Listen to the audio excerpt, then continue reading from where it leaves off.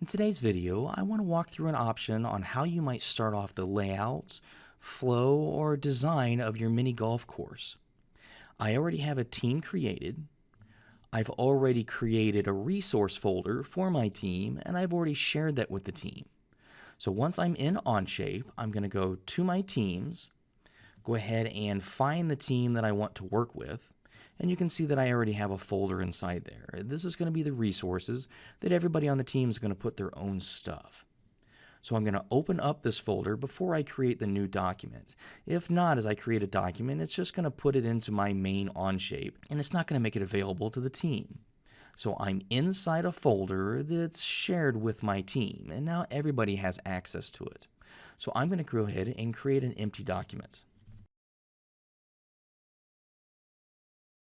Now that I've got this document created, I just want to prove to you that it's accessible by everybody on the team. So I'll go back to Onshape, I'll go back to my teams, go ahead and open up that team. You see my resources folder, and in there you can now see the file that I just created. So everybody has access to this. If you're working in Zoom or Microsoft Teams or just on your own, everybody can now be in this file at one time while we're discussing it virtually. I'll go ahead and create a new sketch. I'm going to do it on the top plane where I can start designing the course itself. Now, if there are multiple people in this file at this time, up here at the top you'll see these little boxes that have an initial in it. It's usually the first initial of the person on the team that's inside this file. If the individuals are actually inside a sketch or working on something in the file, you'll see them over on the side. We'll also have their name located over here to show that they're inside that sketch or inside the feature. So how do we start off? Well, right now you have two big options.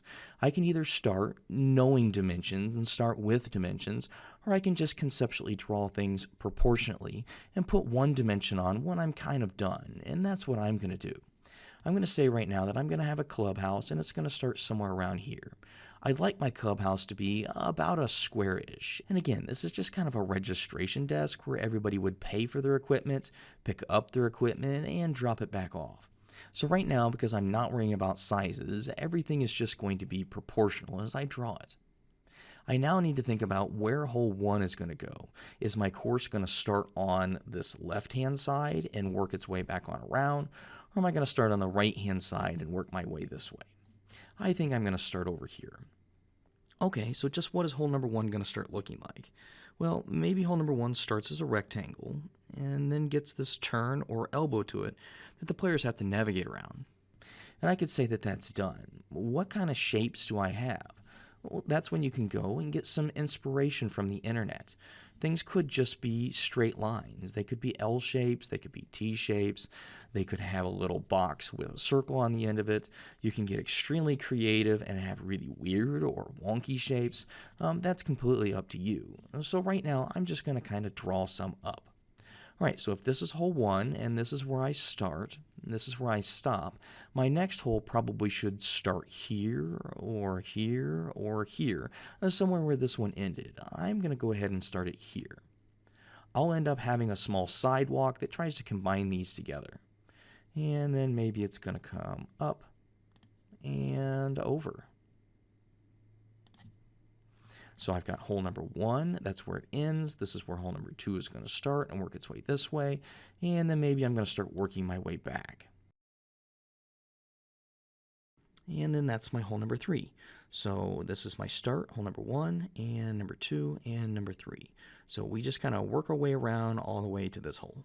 By using this strategy, where I have all the holes already designed, if there's any holes in the end that don't get finished or completed, I can at least go ahead and develop up the flat area, and I can put that in my overall design as kind of a placeholder so you at least get the idea of what that hole was supposed to look like, its sizes, and where it was supposed to go.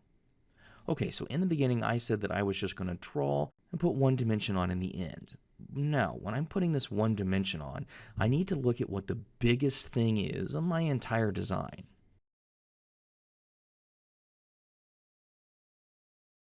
And as I look at my entire design, it currently looks like the distance from this line to this line is about the largest dimension that I see here. And I know that one of the constraints says that I can't have a hole that's bigger than 25 by 20 in either direction. So 25 feet is my largest area. So that's what I'm going to do. I'm going to put 25 feet on this shape. So I'm going to go ahead and click my dimension, grab those two lines, and I want 25 feet. Now I can go to a calculator and I can type 25 times 12 to see that that's 300 inches, but I can do that in Onshape as well. I could just go ahead and type 25 times 12, or I could type 25 feet. That will scale everything proportionately on my entire page.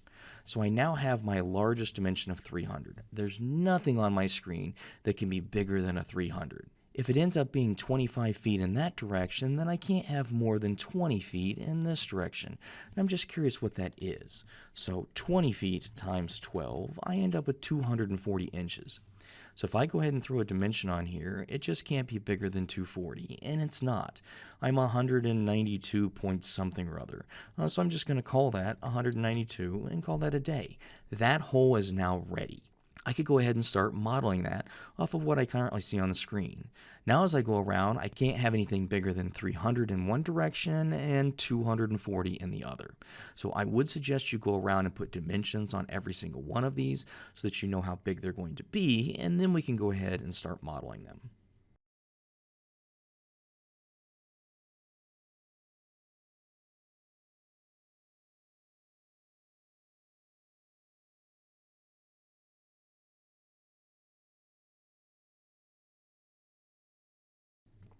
Great, and now that we've made sure that every one of the holes is going to meet the criteria and constraints of nothing bigger than 25 feet by 20 feet, we can now start transferring this information over to the individual files for each individual hole.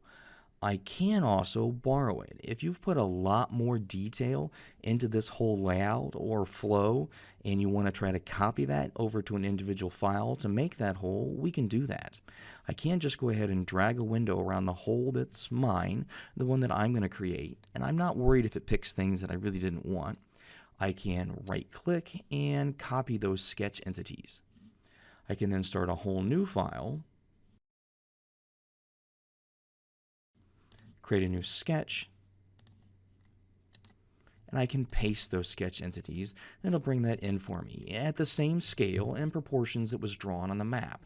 And now I can put on the fine details. I can come in here and say that I want that to be 70 inches and so on, and I can work off of it from here. So hopefully that gives you an idea of how you might start off the flow, how your entire team might discuss the flow all at one time, and how you can all work on it at the exact same time and continue using that information throughout the rest of your design. If you make changes to your overall design to turn this from like 206 inches to 220 inches, I need to make sure that that still fits within the design of our overall field. So I'll need to go back into that original one and make sure that that still works. And hopefully this video will inspire you on ways to try to create the design and flow for your golf course.